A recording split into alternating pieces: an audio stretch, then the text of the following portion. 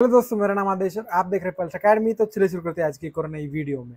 तो आज की जो वीडियो होने वाली है वो हमारी वीडियो होने वाली है डिसेंट ऑफ टेस्टिस के रिगार्डिंग, राइट। तो डिसेंट ऑफ टेस्टिस की एक इंपॉर्टेंट शॉर्ट नोट आती है जो कि आपके एब्डोमेन में आती है, राइट। तो डिसेंट ऑफ शॉर्ट टेस्टिस जो होता है ये एक अलग से शॉर्ट नोट आ सकती है, या फिर अगर लॉन्ग क्वेश्चन बनता है टेस्टिस के ऊपर तो इसमें जो एक आपका सब क्वेश्चन रहेगा तो उसमें आपको डिसेंट ऑफ टेस्टिस लिखना पड़ेगा। तो डिसेंट ऑफ टेस्टिस एक इंपॉर्टेंट टॉपिक है। तो इस वीडियो में देखते हैं कि डिसेंट ऑफ टेस्टिस क्या क्या रहता है, उसके फैक्टर्स क्या क्या रहते हैं डिसेंट ऑफ टेस्टिस होने के लिए, और बाकी उसके क्लिनिकल कोरिलेशंस क्या रहते हैं जो कि उसके चीजें रहते हैं। तो सारी चीजें इस वीडियो में हम देखेंगे डिटेल में। तो चलिए शुरू करते हैं। सबसे पहले देखते हैं कि टेस्टिस, अबे टेस्टिस जो होता है so that develops in the abdominal cavity, right. So testis develop in the abdominal cavity. अब क्या होता है कि हमारे एब्डोमिनल कैविटी में क्या रहता है कि टेम्परेचर जो रहता है वो हाई रहता है। So that is an abdominal cavity where the temperature is high. And दिक्कत कहाँ होती है, राइट। तो हमारा जो स्पर्मेटोजेनेसिस होता है, सो दैट इज जो उसका जो स्पर्मेटोजेनेसिस रहता है तो उसके लिए हमें नॉर्मल बॉडी टेम्परेचर से कम बॉडी टेम्परेचर चाहिए। हमारे एब्डोमेन में टेम्परेचर ज़्यादा है, राइट। तो उसकी वजह से क्या होता है कि प्रॉपर स्पर्मेटोजेनेसिस नहीं हो सकता। तो उसकी वजह से हमें हमारा जो टेस्टिस चाहिए वो बॉडी के बाहर चाहिए, दैट्स इट, राइट। तो सबसे पहले टेस्टिस हमारा डेवलप हो जाता है हमारे एब्डोमिनल कैविटी में, बट टेम्परेचर वहाँ ज़्यादा होने के कारण वहाँ स्पर्मेटोजेनेसिस नहीं हो पाएगी। तो उसकी वजह से टेस्टिस हमें बाहर निकालना पड़ता है। इट्स कॉल्ड डिसेंट, मतलब एब्डोमिनल कैविटी से बाहर नीचे आना चाहिए, right. So it is not suitable for the proper spermatogenesis. तो हाई टेम्परेचर यहाँ पे रहेगा तो जिसकी वजह से वो स्पर्मेटोजेनेसिस प्रॉपर नहीं हो पाएगा। Hence it migrates out of the abdominal cavity into the scrotum, ये स्क्रोटम में चला आता है, राइट। तो इसी चीज की वजह से डिसेंट होता है नॉर्मली, राइट। तो इतना समझ में आया। अब उसके बाद हम देखते हैं at a early stage of intrauterine life, जब इंट्रायूट्राइन लाइफ के बीच में जब रहता है, so developing testis lies in the upper abdomen on the medial side of mesonephric duct, right. तो यहाँ पे जो होता है तो अपर एब्डोमेन में जो रहता है वो रहता है in the medial side of the mesonephros, right. तो मेसोनेफ्रॉस के मीडियल साइड में ये प्रेजेंट रहता है हमारे अपर एब्डोमेन में, राइट। तो इसकी ये लोकेशन रहती है इंट्रायूट्राइन लाइफ में। अब उसके बाद अब यहाँ क्या करता है fold of peritoneum it's called as process vaginalis, it extend in front of testis and reaches the scrotum, right. तो यहाँ पे प्रोसेस वेजाइनालिस से पेरिटोनियम की ये जो नेक्स्ट ये आती है यहाँ पे, so this is and process vaginalis, ये हमारी आती है फ्रंट में, राइट। तो ये स्क्रोटम को यहाँ से यही चीज कहना चाह रहा है। So it is fold of peritoneum है, that is called as process vaginalis, it extend in front of the testis, right. तो फ्रंट ऑफ द टेस्टिस है and reaches the scrotum, right. तो ये हमारे फ्रंट ऑफ द स्क्रोटम है, right. और ये peritoneum, ये जो पेरिटोनियम है उसकी ये चीज एक्सटेंशन है, राइट। तो that is called as process vaginalis क्या है ये आपको समझा दिया। उसके बाद just after the formation of processus vaginalis, a cord-like fibromuscular band is called as gobulinoculum testis, right। जब हमारी ये चीज डेवलप हो जाती है, कॉल्ड प्रोसेस वजाइनलिस डेवलप हो जाती है, तो एक बैंड लाइक स्ट्रक्चर डेवलप होता है, कॉल्ड गुबर्नाकुलम टेस्टिस। तो ये यहाँ पे जो कनेक्ट करता है वो स्क्रोटम के साथ टेस्टिस को कनेक्ट करता है, that's called gubernaculum testis. So अब फाइब्रोमस्कुलर बैंड रहता है, right. Gubernaculum testis it develop and connect the mesonephric duct and the lower pole of the testis to the base of the scrotum, right। तो it connect क्या करता है, mesonephric duct को भी connect करता है। सो मेसोनेफ्रिक डक्ट यहाँ पे कनेक्ट हो रहा है, राइट। ये वाली चीज यहाँ पे ये लोअर पोल ऑफ टेस्टिस और ये स्क्रोटम के साथ कनेक्ट हो रहा है। तो ये तीन चीजें तो है, तो हमें यहाँ पे कहना चाह रहा है, right. And the lower pole of the base of the scrotum यहाँ पे कनेक्ट होता है। सो डिफरेंशियल बॉडी ग्रोथ, अब यहाँ पे क्या होता है कि एम्ब्रियो में, in the embryo and foetus, अब एम्ब्रियो एंड फीटस में डिफरेंशियल ग्रोथ जब होती है तो उसकी वजह से results in the descent of the testis from the abdominal cavity into the scrotum, right. तो ये चीज हो गई यहाँ पे।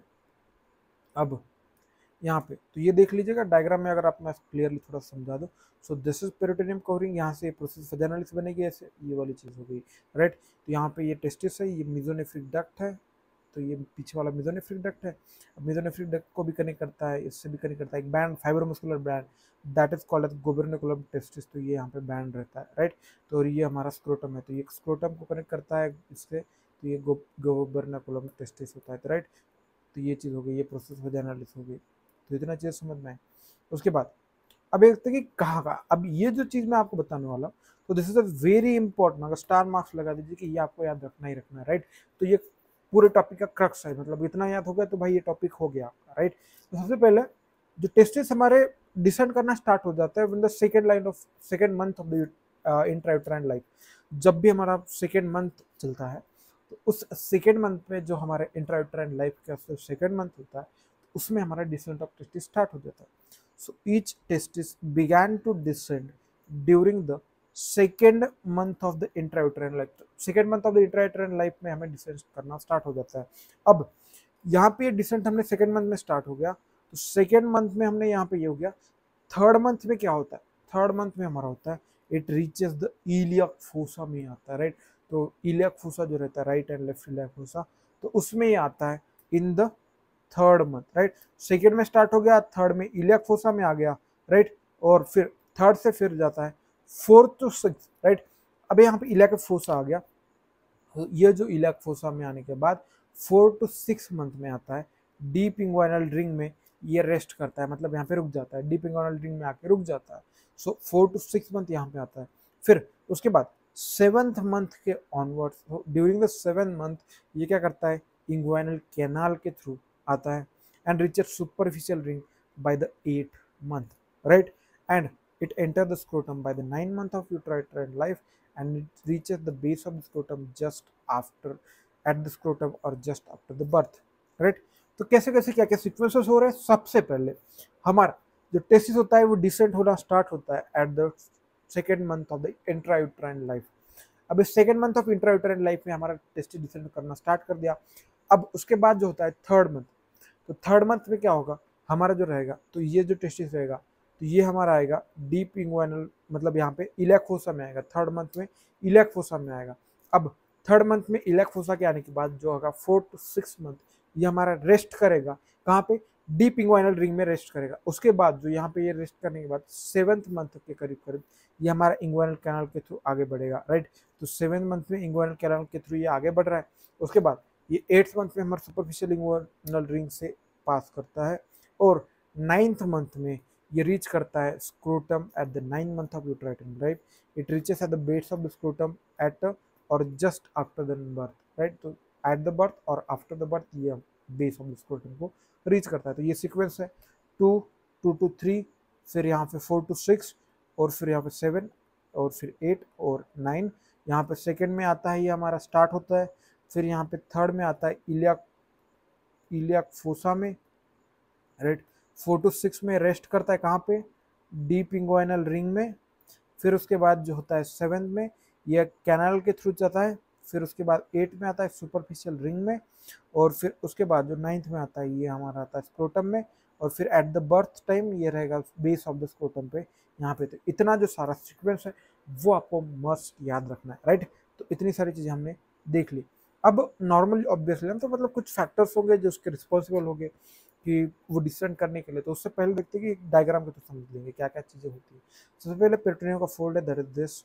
यहाँ पे टेस्टिस है, ये मेसोनेफ्रिक डक्ट है, ये गैब्रोनेगुलर टेस्टिस है, स्क्रोटम है. तो इतनी चीज़ हो गई. प्रोसेस वजाइनालिस फॉर्म हो गई फ्रंट ऑफ द टेस्टिस. उसके बाद यहाँ पे ये चीज़ है, ये गैब्रोनेगुलर टेस्टिस है. अब ये क्या करते हैं, यहाँ पे ये कॉन्ट्रैक्ट होते रहता है, ऊपर से प्रेशर आता है, कॉन्ट्रैक्ट होते रहता है. So that is why. So यहाँ पे ये डक्टर डिफरेंट बन जाता है बाद में. फिर ये जो रहते हैं प्रोसेस वजाइनालिस यहाँ पे ये होती है और यहाँ पे ये फिर ब्रेक हो जाती है और ये बनाती है टूनिका वजाइनालिस. तो यहाँ पे गैब्रोनेगुलर टेस्टिस पूरा हो जाता है. फिर यहाँ पे remains of the process vaginalis बन जाता है, फिर डक्टर्स डिफरेंट बन जाता है, बेस ऑफ स्क्रोटम पे ये आ गया यहाँ पे, राइट. तो इतनी सारी चीज़ें यहाँ पे हमने ये डायग्राम आपको मस्ट आना चाहिए जब भी आप बनाओगे. सो दैट इज, तो ये तो कैसे इसको नीचे नीचे ला रहा है. सो दैट इज दिस, ये यहाँ पे बन गया, ये इसको कट कर दिया, फिर आ गया. This is how. तो ये डायग्राम आपको समझानी है, उससे जो मेन इंपॉर्टेंट है तो ये, राइट. तो अगर क्वेश्चन आता है तो ये डायग्राम और वो ऊपर की चीज़ें आपको लिखनी मस्ट है, राइट. तो उसके बाद the factors responsible for decent of testis.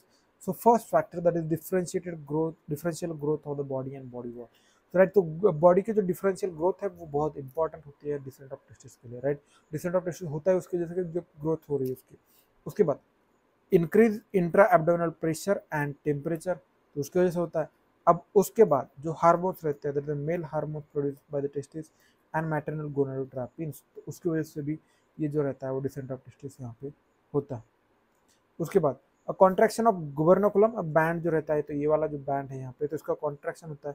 A band of loose fibre muscular tissue extend from the lower pore of the testis to the base of the scrotum, इसी को हम कहते हैं गुबर्नाकुलम, जिससे कि वो कॉन्ट्रैक्ट करता है। अगर ऑब्वियसली अगर इसमें ये इस तरीके से कॉन्ट्रैक्शन हो जाए इस साइड, तो ये जो चीज़ है वो आएगी आगे, मतलब ये आएगी नीचे, फिर कॉल्ड डिसेंट ऑफ टेस्टिस, तो ये एक फैक्टर रिस्पॉन्सिबल है। उसके बाद कैल्सिटोनिन जीन रिलेटेड पेप्टाइड जो ये रहता है, तो it is a neurotransmitter secreted by the geno genitofemoral nerve, तो ये भी होता है। नॉर्मली हमारा ये सीक्वेंस होता है। उसके बाद ये नॉर्मल जो होते हैं वो इक्टोपिक टेस्टिस के डिसेंट के ये एबनॉर्मल साइट्स होते हैं, राइट। तो ये सारी चीज़ होगी। उसके बाद ये तो सारी चीज़ हमने देख ली डिसऑर्डर ऑफ टेस्टिस के रिगार्डिंग। अब देखते हैं क्लिनिकल कोरिलेशन, तो उसमें क्या क्या प्रॉब्लम्स आ सकते हैं, फिर इसका क्या क्लिनिकल सिग्निफिकेंस है। So the testis subject the following congenital anomalies, तो इसमें सबसे पहली जो आती है that is called as an cryptorchidism. तो cryptorchidism it's called as an incomplete descent of testis in this condition. अब यहाँ पे क्या होता है, टेस्टिस जो होता है during the descent, although it travels to the normal path, अब ये नॉर्मल पाथ करता है, बट क्या होता है, fails to reach the base of the scrotum. Normally descent of testis में होता क्या चीज़ है, वो तो पाथ तो नॉर्मली ट्रैवल करता है, बट उसमें जो दिक्कत आती है, तो ये ट्रैवल तो नॉर्मल करता है बट फेल हो जाता है कहाँ पे, जो बेस ऑफ द स्क्रोटम पे है वहाँ पे रीच करने से फेल हो जाता है, राइट, तो वहाँ पे पहुँच नहीं पाता। तो उसकी वजह से अब it is may be found as within the abdomen, एक एब्डोमेन में मिल सकता है, at the deep inguinal ring में मिल सकता है, within the inguinal canal मिल सकता है, at the inguinal superficial inguinal ring में मिल सकता है, high up in the scrotum. तो ये इतनी जगह यहाँ पे हम मिल सकता है, राइट। तो ये मोटा मोटा इतनी जगह है जहाँ पे आपको आपका स्क्रोटम अगर क्रिप्टोर्किज्म है तो यहाँ पे मिल सकता है, राइट। उसके बाद अब यहाँ पे कॉम्प्लिकेशन क्या होती है, अगर क्रिप्टोर्किज्म है किसी पेशेंट को तो उसमें क्या क्या कॉम्प्लिकेशन आ सकता है। So the complication, it may fail to produce spermatozoa, अब स्पर्मेटोजोआ प्रोड्यूस करना बंद कर सकता है। It is prone to undergo malignant changes, malignant changes के अंदर जाना भी इसका हो सकता है। तो ये सारी चीज़ें होगी। उसके बाद ectopic testis or called maldescent of testis.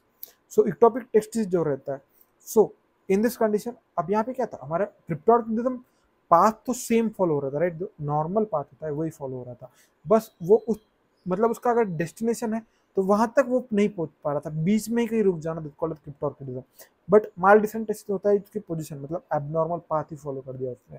So testis travels down along the abnormal path and therefore fails to reach the scrotum. अब ये पाथ ही गलत चुन लिया तो वो स्क्रोटम में जाएगा ही नहीं, तो राइट, तो इसी को हम कहते हैं माल डिसेंट और इक्टोपिक टेस्टिस, राइट। ये चीज होगी। Thus, it may found in the superficial fascia of the lower part of the anterior abdominal wall, इसमें रह सकता है, फ्रंट ऑफ द प्यूबिस रह सकता है, इन द पेरियम और इन द थाई। तो इन सब सारी चीज़ों में ये चीज़ रहती है। तो ये तो सारी चीज़ हो गई, राइट। तो हमने डिसेंट ऑफ टेस्टिस में देख लिया। अब ऑब्वियसली किसी में अगर अनडिसेंडेंट है, जिसको क्रिप्टोर्किडिज्म है, इक्टोपिक टेस्टिस है, तो इन सब चीज़ों की दिक्कत क्या है, राइट। सो हमारे क्या होता है कि भाई जो टेस्टिस होता है वो हमारा स्क्रोटम में रहना बहुत इंपॉर्टेंट है, किस चीज़ के लिए, फॉर द स्पर्मेटोजेनेसिस। तो यहाँ पे हमें क्या करना पड़ता है कि भाई अगर अनडिसेंडेड टेस्टिस है कोई, राइट, तो उसको हमें डिसेंड कराना पड़ता है और वो टेस्टिस में रखना पड़ता है, that is due to the for the proper spermatogenesis, right. So it is necessary for the testis to be in the scrotum for the proper spermatogenesis, therefore it is necessary that the undescended testis is brought down to the scrotum, right. तो ये सारी चीज़ हो यहाँ पे हो गई, by the surgical process before the puberty ये चीज़ करनी पड़ती है, right. And ectopic testis is usually developed normally but it is susceptible to trauma, therefore it should be placed in the scrotum by the surgical procedure। अब ectopic भी है तो ectopic को भी ट्रॉमा के चांसेस हो सकते हैं, तो उसे भी सर्जिकली थ्रू हमें यहाँ पे प्लेस करना बहुत जरूरी है, राइट। तो ये सारी चीज़ें हमने यहाँ पे देख ली descent of testis regarding complete, right. तो इसी के रिगार्डिंग अगर आपको कोई भी डाउट हो तो कमेंट सेक्शन में पूछिएगा, और ऐसे वीडियो देखने के लिए हमारे चैनल को सब्सक्राइब कर दीजिएगा और अपने दोस्तों के साथ शेयर करना ना भूलिएगा। Thank you so much for watching this video, thank you so much.